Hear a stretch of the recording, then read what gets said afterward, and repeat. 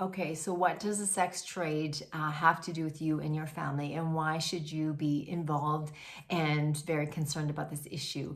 Let me tell you, the common denominator between the global sex trade and your children are the predators, the Johns, the buyers, the users. They are the common denominator. They seek vulnerable people wherever they are, and they love the internet. They love social media. They love video games. They love places where kids hang out. And especially these are kids who have a lot of time on their hands. That means they're spending too much time on the internet. They may be lonely. They may have a lack of friendships. Their parents may be too busy. So the parents are not that involved in their online life. And these predators can pick that up within just minutes of connecting with a child online. And in fact, wherever a child is hanging out, there are predators there as well. So your video game, Roblox, Snapchat, Instagram, you name it, know that they are full of men seeking vulnerable, lonely children, especially kids that are not being affirmed and not being fulfilled by their own lives.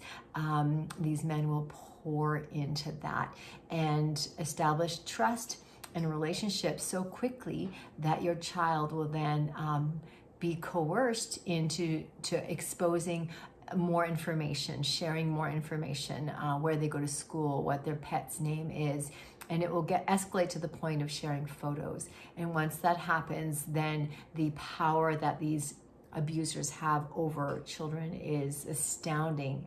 And we have many cases of sextortion, even willing to meet in person, and then these kids can either disappear or be forced to make more horrendous videos and pictures. So this is not a scare tactic. This is extremely real. And parents, you need to know this. So please delay your kids having full access to any kind of device.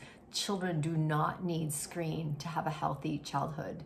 They simply don't. If you do give them one, have strict parameters, guidelines, house rules. Make sure they're never alone with a screen anywhere. And even if they're right beside you, that screen is facing you, that you can always look. It's not facing away from you. It's so important. And then, yeah, all the filters, yes, and check the history.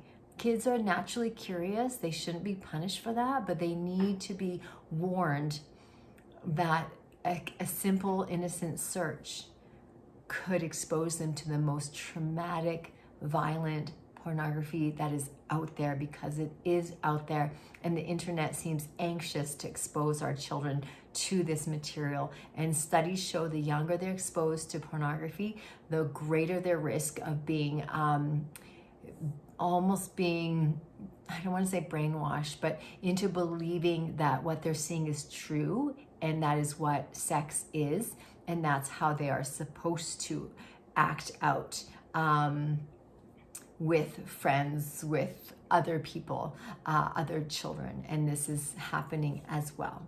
So we need to minimize their chance of seeing it.